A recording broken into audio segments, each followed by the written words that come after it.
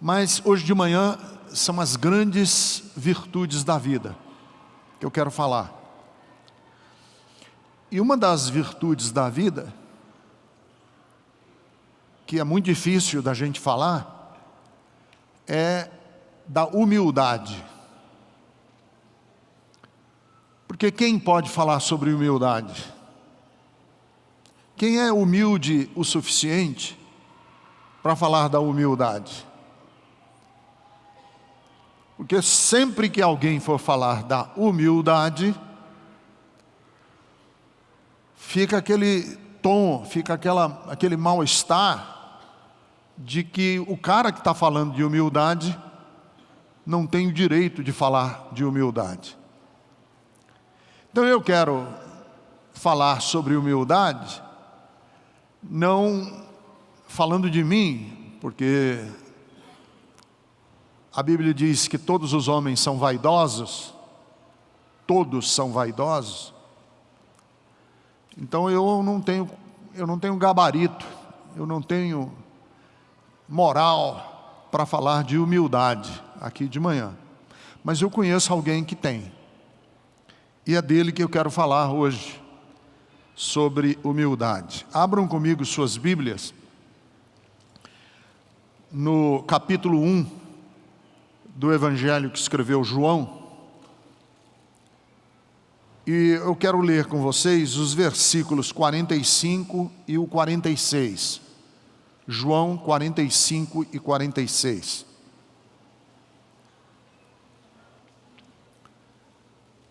Filipe encontrou Natanael e lhe disse: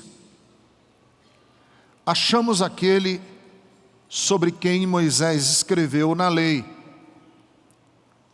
e a respeito de quem os profetas também escreveram, Jesus de Nazaré, filho de José. Perguntou Natanael: Nazaré? Pode vir alguma coisa boa de lá? Senhor, que hoje pela manhã, ao meditarmos sobre essa virtude dos humildes, que o Senhor nos dê graça, que o Senhor nos ajude, e que ao sairmos aqui hoje pela manhã, saiamos não apenas instigados, não apenas desafiados, mas que a gente saia de verdade transformados. Eu te peço no nome dele, de Jesus. Amém. Da onde você vem?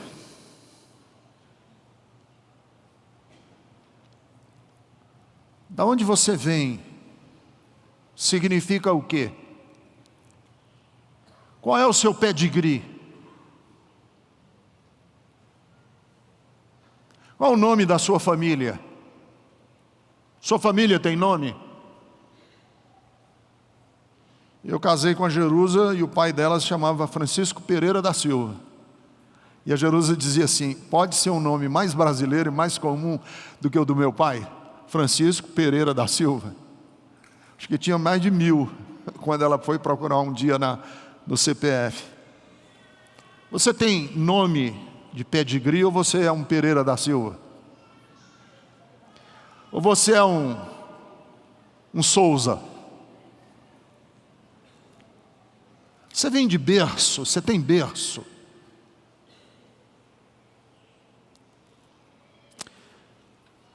Você nasceu. As pessoas que conheceram você disseram: esse cara nasceu, ou essa mulher nasceu, essa criança, esse bebê, nasceu com uma estrela na testa. Você nasceu tendo tudo para dar certo? Quando você nasceu, as pessoas disseram assim: ele tem tudo para dar certo. Ela tem tudo para dar certo. Eu quero falar para vocês de um personagem que nasceu sem pedigree, porque a mãe dele se chamava Maria, em hebraico Miriam, um nome absolutamente comum. José não nasceu num berço esplêndido, ele nasceu numa manjedoura e ficou conhecido como sendo o cara de Nazaré. Jesus de Nazaré. Ser de Nazaré é equivalente a nascer numa cidadezinha sem nome do Brasil, como muitas que tem por aí. Porque as grandes cidades da época que Jesus viveu eram cidades de renome. Alexandria, capital do maior centro cultural da época, sede da maior biblioteca que o mundo já conheceu, a Biblioteca de Alexandria.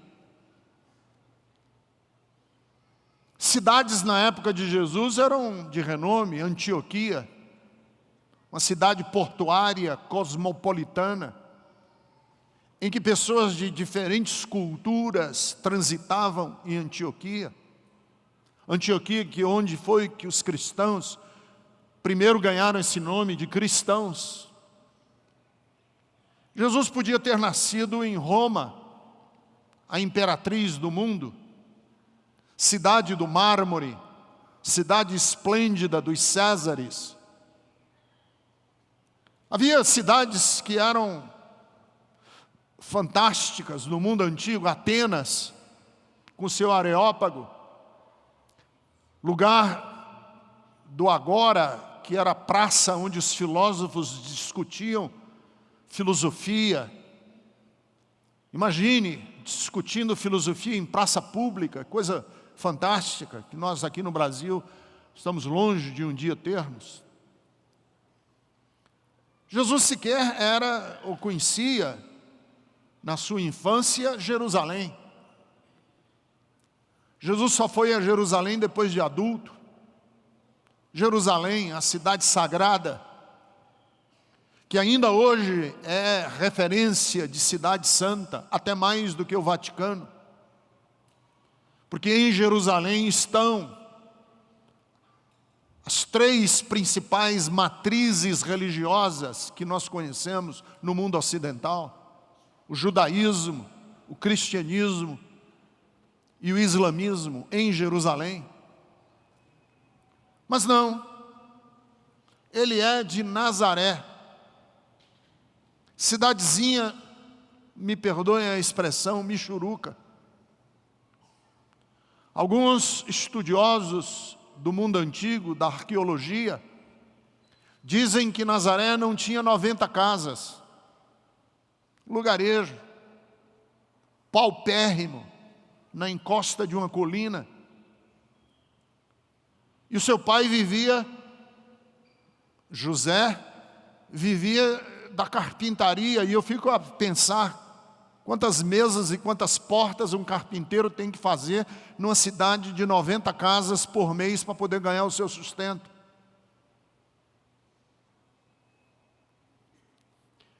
E essa designação colou em Jesus.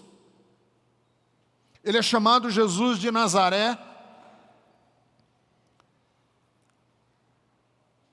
E ele próprio aceitou esse título, Jesus de Nazaré. Um título que é pejorativo.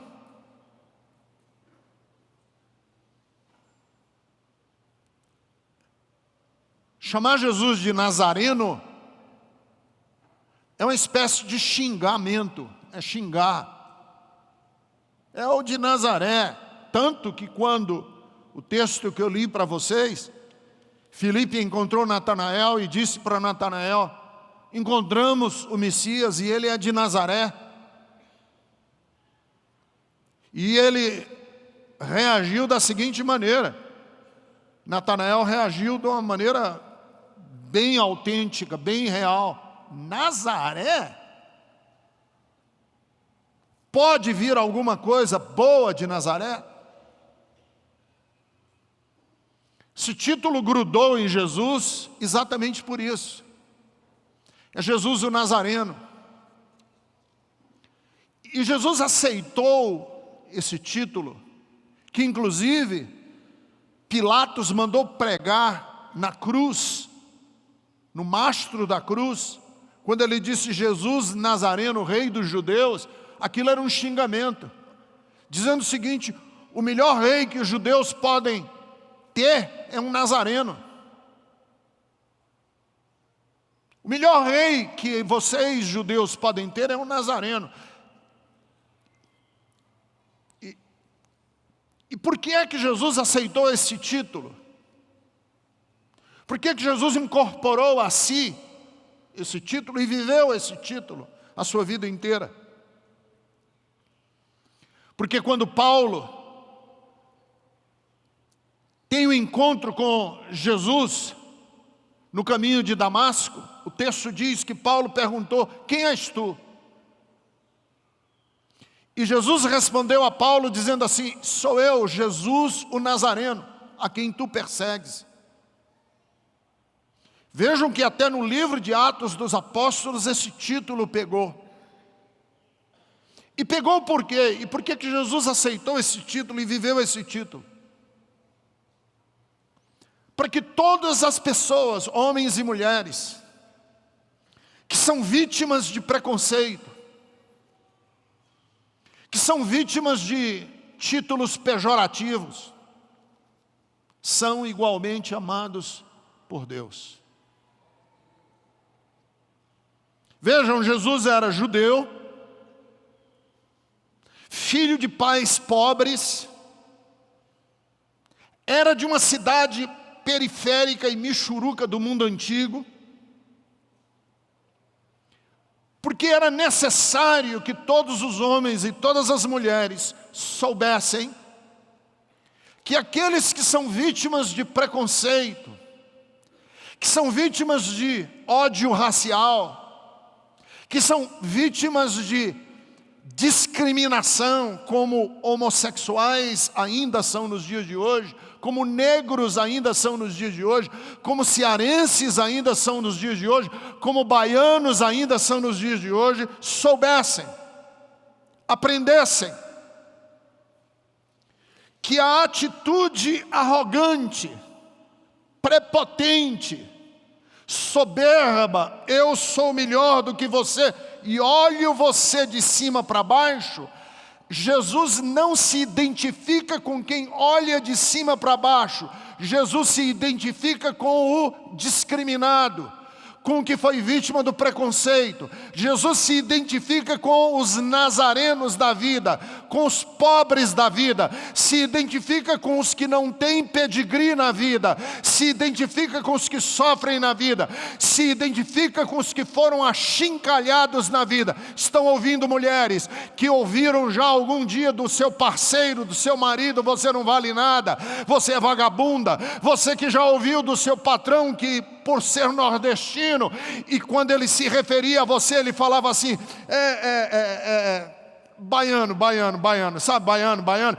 Você saiba que quando você foi vítima desse tipo de preconceito, Deus não estava identificado com o preconceituoso, mas Ele estava identificado com aquele que estava sendo humilhado. Por isso a Bíblia Sagrada diz: bem-aventurados humildes, porque deles é o reino dos céus.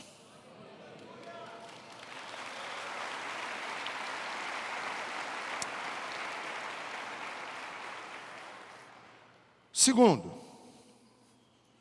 Deus não precisou de anteparos sociais. Deus não precisou de uma estrutura social para se revelar aos homens. O que eu quero dizer com isso?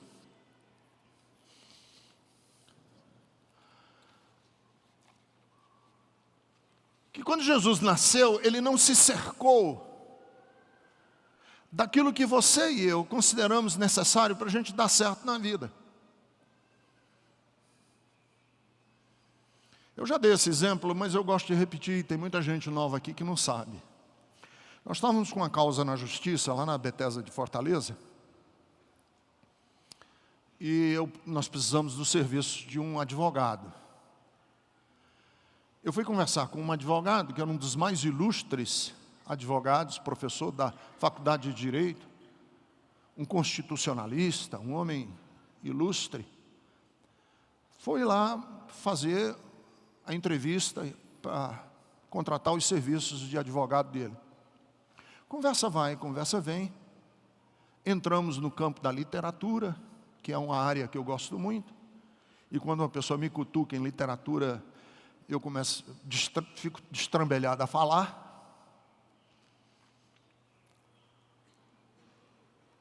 E ele falou assim para mim: pois é, pastor, eu estudei num seminário católico. Com 14 anos, eu estudava latim numa gramática francesa. Olha o gabarito do cara. Estudava latim numa gramática francesa. Aos 14 anos de idade, eu já li os clássicos. Já estava lendo Ovídio. Já estava lendo Odisseia, em latim, em francês. Eu li Victor Hugo aos 17 anos, no original, em francês. E ele falando para mim, e eu do lado de cada mesa, pensei assim: enquanto esse cara tinha mais ou menos a minha idade, um pouco mais velho do que eu, estava estudando latim numa gramática francesa, eu estava estudando num colégio público, com as carteiras rebentadas, e tinha uma professora de matemática que a gente detestava, e quando a gente queria acabar a aula de matemática, a gente subia no segundo andar da escola, dava descarga, porque os canos vazavam fossa, e era um fedor tão grande dentro da aula que acabava a aula. E ele falando para mim do lado de lá, e eu sentado do lado de cá, imediatamente a minha cabeça produziu o seguinte sentimento: se eu tivesse tido as oportunidades que esse homem teve na vida, onde eu estaria hoje? Tudo para mim foi difícil. Minha vida era complicada. Eu estudava num colégio público arrebentado. O resto da escola eu não preciso nem descrever para vocês, eu já falei da minha classe. Eu não tenho as minhas notas da 3ª série ginasial. O meu currículo escolar do que se chamava antigamente de 3ª série ginasial, eu não tenho. Sabe por quê? Porque alguns alunos da escola, vândalos, estavam reprovados, foram lá de madrugada e colocaram fogo em toda a secretaria da escola. Era essa escola que eu estudava. E nós desenvolvemos na nossa cabeça uma ideia de que nós precisamos de anteparos sociais, econômicos, que senão a nossa vida não vai dar certo. Mas vejam a história de Jesus. Ele nasceu numa manjedoura, filho de pais pobres, viveu uma vida absolutamente simples e passou a maior parte da sua vida no anonimato. Nunca viajou senão a pé. Nunca escreveu livro nenhum. A única coisa que se tem registro que ele escreveu foi na areia, e ninguém nem sabe o conteúdo do que ele escreveu. Nunca saiu do país dele para o estrangeiro. A única vez que ele saiu do seu país, cruzou as fronteiras do seu país, foi quando criança, refugiada, fugindo de um ditador que queria matar a sua família e precisou se esconder no Egito. Vejam bem,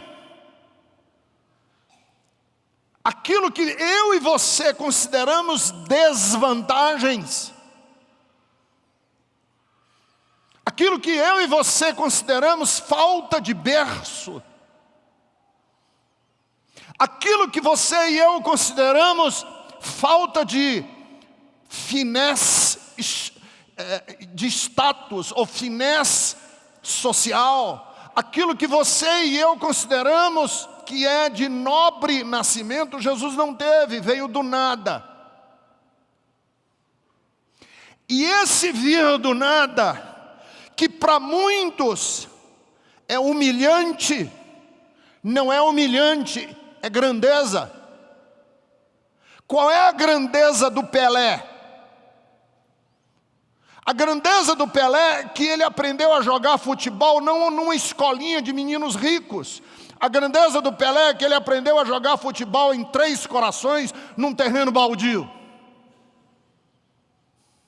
Qual é a grandeza de Beethoven? A grandeza de Beethoven é que ele compôs as mais belas partituras que se tem notícia da música erudita, sendo ele um homem que sofreu a vida inteira de deficiência nos ouvidos.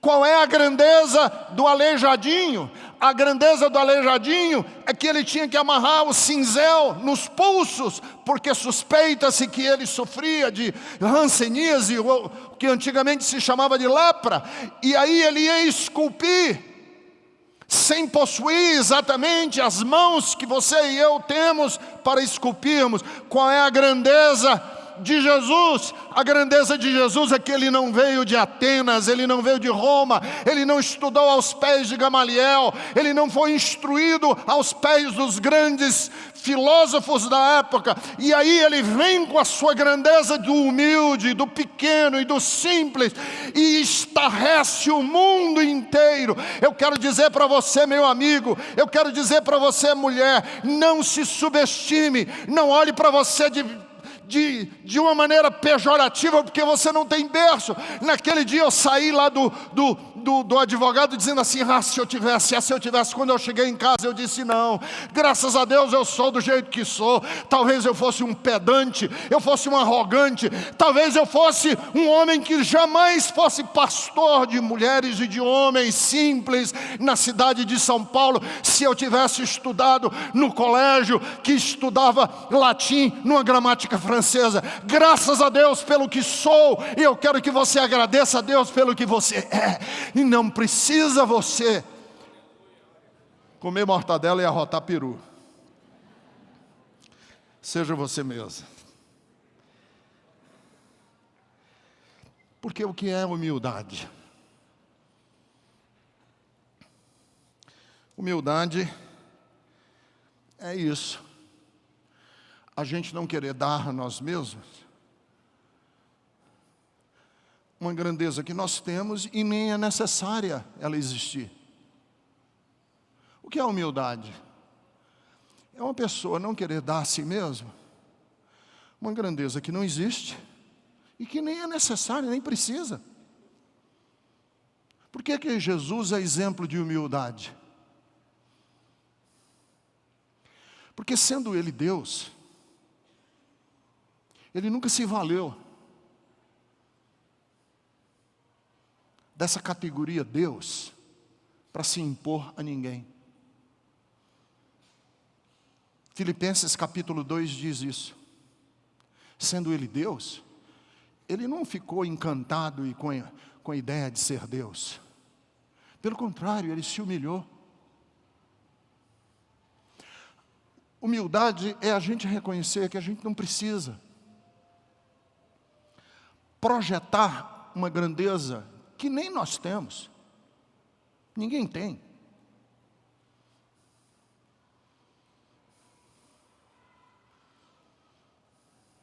E nem é necessária. Você não precisa, ninguém precisa. Por isso é que o livro do Eclesiastes, que é um livro que você devia ler, todos deviam ler o livro do Eclesiastes pelo menos uma vez por mês. Ele é curtinho, dá para ler de uma sentada. Todo mês, dizem que Machado de Assis lia toda noite. Antes de dormir, ele lia o Eclesiastes. Porque o Eclesiastes põe a gente no lugar da gente. O Eclesiastes é um livro da Bíblia que põe cada um no seu lugar. E ele começa dizendo assim: vaidade de vaidade, tudo é vaidade. Vaidade. E quem estuda o Eclesiastes sabe que essa palavra Eclesiastes no original é vazio de vazio, tudo é vazio. Os arrogantes, os soberbos, os que tentam projetar, a Bíblia diz assim: você é vazio, você é nada. Toda arrogância nossa, diante da própria crueza da vida, é nada.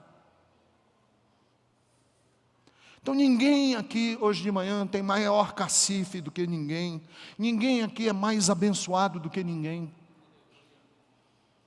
Ninguém aqui é mais abençoado do que ninguém. Ninguém aqui tem maior acesso a Deus do que o outro.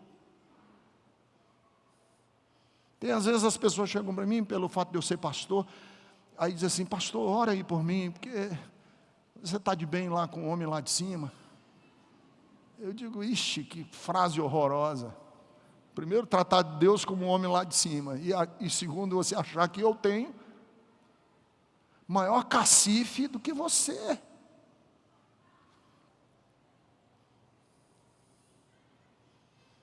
Baixa a bola. Porque o Filho do Deus vivo veio de Nazaré. O Filho do Deus vivo tinha um apelido de Nazareno. E ninguém aqui é melhor do que ninguém. Não julgue. Porque toda vida que a gente julga, a gente está se colocando acima do outro. Se achando melhor. E sabe o que é humildade? Reconheça que dependendo da hora, da circunstância e do lugar, todos são capazes de fazer as mesmas besteiras na vida. Vou repetir. Dependendo da hora, da circunstância e do lugar, todos são capazes de fazer a mesma besteira. Então, antes de você ser implacável com alguém, rígido com alguém, humildade é você dizer assim: é porque eu ainda não passei pelas mesmas circunstâncias, não estava no mesmo lugar que ele, e eu fui poupado dessa bobagem. Seja misericordioso.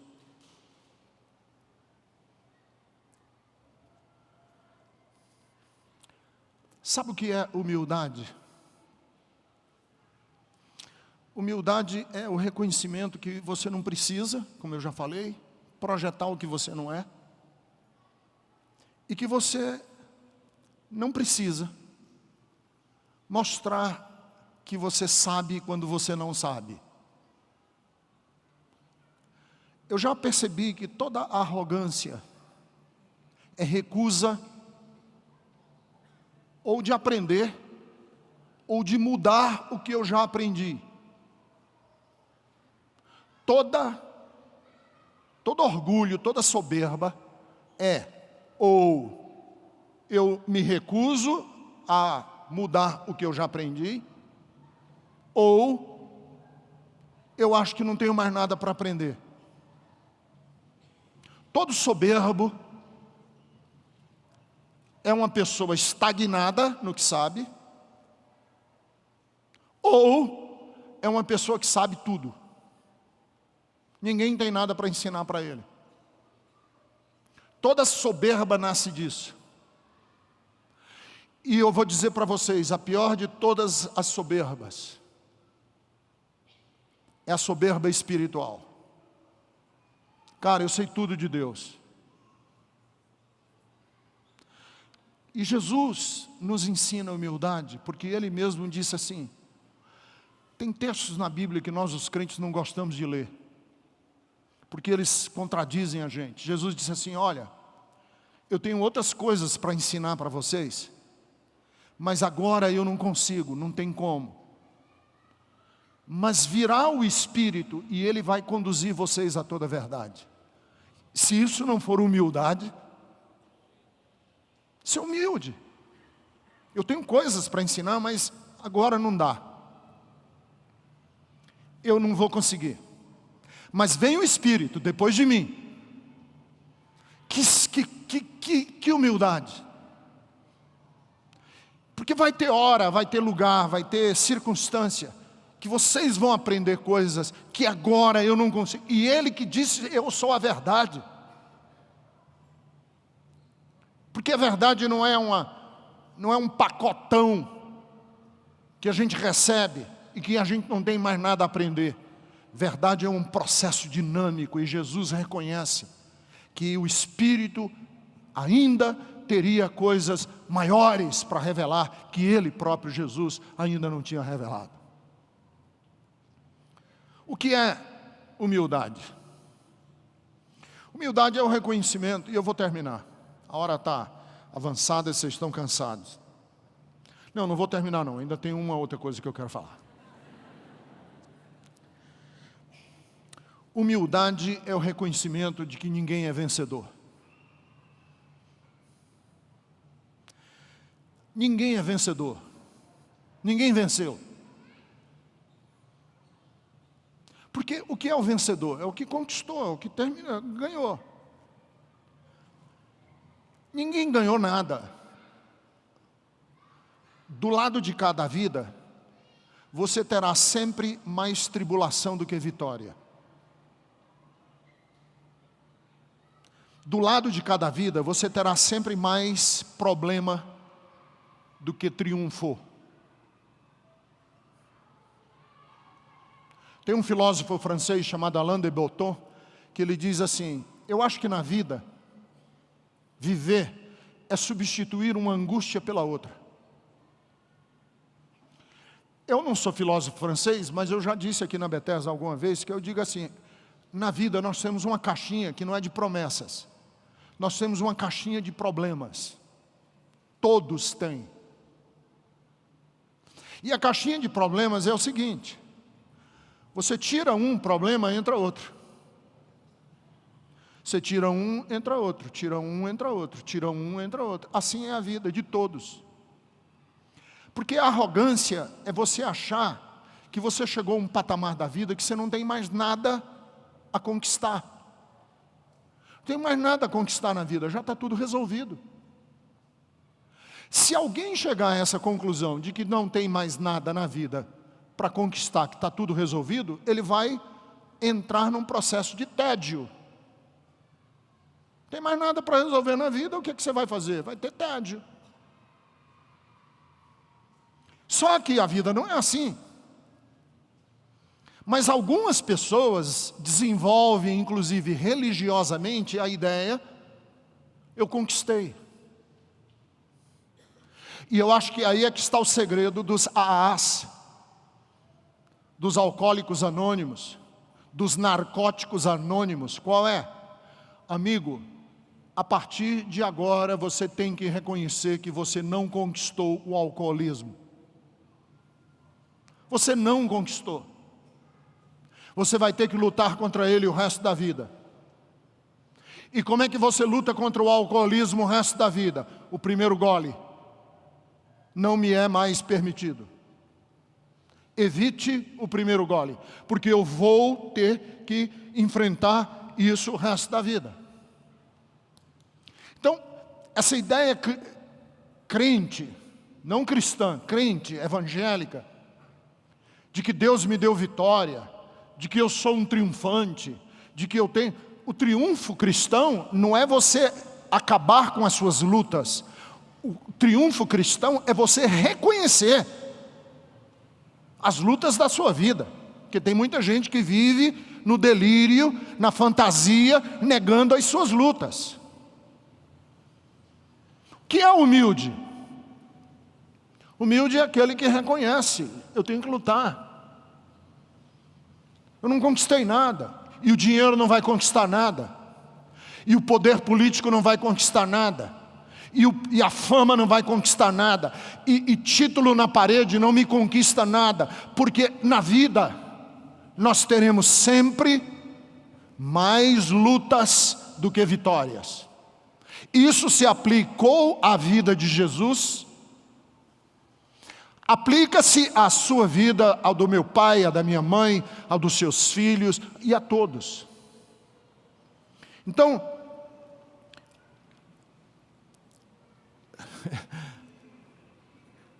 é a história do rapaz que visitou a cartomante. O rapaz foi para uma cartomante. A cartomante colocou lá as cartas e disse: eis que vejo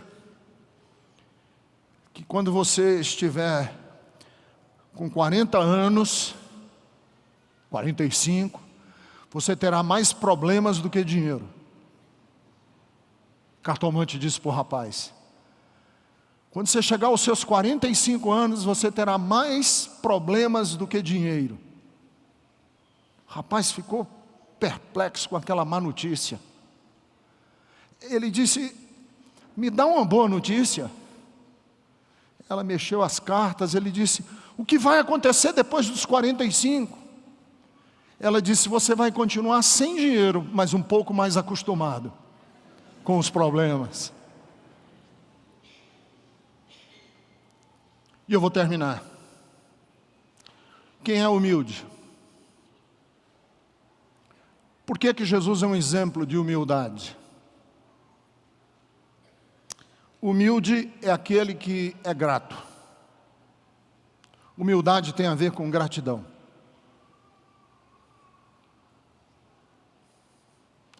Toda pessoa humilde é grata. E todo ingrato é soberbo. Porque é o que é gratidão. Eu posso não ter muito. Posso não ser muita coisa. Mas o pouco que eu tenho, não fui eu que conquistei sozinho. Alguém me ajudou. Alguém se doou. Alguém se deu por mim. Isso é gratidão. E gratidão anda de mãos dadas com a humildade. Todas as pessoas que eu já conheci na minha vida, que são soberbos, altivos, eles esquecem quem os ajudou na vida. Eles esquecem no processo de ganhar, de conquistar, eles esquecem aquele que deu a mão.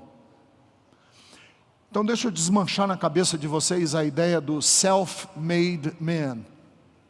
Uma expressão em inglês, que aqui no Brasil ficou muito conhecida como meritocracia. Trabalhe que você conquista. Acorde cedo que você ganha. Vá ralar que você vai ser bem sucedido na vida. Isso é mentira. Ninguém se faz sozinho na vida. Nem que você acorde todos os dias de madrugada. Alguém precisou ajudar você. Você dependeu de alguém. E mais, prepare-se, você vai depender de alguém ainda na sua vida. E muito. Se você não morrer cedo. Você vai precisar de que alguém ajude você a descer do carro. Você vai precisar de alguém para lhe dar comida na boca. Você vai precisar de alguém na sua vida. Eu tenho um grande amigo em Fortaleza, que ele estava com um amigo, que não era meu amigo, mas era amigo dele, que cortou a perna por causa de diabetes. Perdeu um pedaço da perna. Não cicatrizou, gangrenou, ele perdeu em cima. Estava no processo de cura, deu gangrena na outra perna, ele cortou a outra perna. Ele já estava com a perna acima do joelho e a outra estava assim no meio da canela, cortando as pernas. E nós fomos visitá-lo. E no meio da visita, ele falou assim: Ricardo, Eu quero agradecer ao Pedro Ronald, que dos meus amigos foi o único, depois das noitadas nas boates, depois que eu pagava a conta de todo mundo, que ainda veio me visitar. E eu quero agradecer, porque eu não tenho mais nenhum amigo, todos me abandonaram. Ele disse, eu tinha lá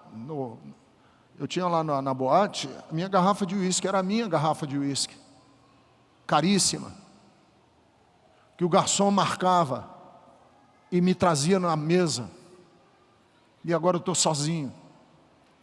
E quando ele foi confessando isso para mim, aí ele disse assim, mas eu sei porque eu estou sozinho. Porque a vida inteira eu fui um arrogante, um prepotente. E agora eu estou aqui dentro desse apartamento, sozinho, sem família. E eu quero falar para você exatamente isso. Às vezes a gente está aqui na vida correndo e dizendo o seguinte, eu não dependo de ninguém, dá certo, eu vou conseguir, amanhã a gente vai fazer, eu me reinvento, a gente vai se reinventar. Mas deixa eu dizer, um dia você vai precisar de alguém, e os anos que você chutou, que você desamparou, que você esqueceu, lá na frente, você vai precisar de alguém que esteja com você, e você não vai encontrar. Por isso, é que Jesus disse que são bem-aventurados os humildes, porque os humildes têm amigos, são rodeados de pessoas queridas. Os amigos não faltam ao humilde, mas o soberbo termina sozinho.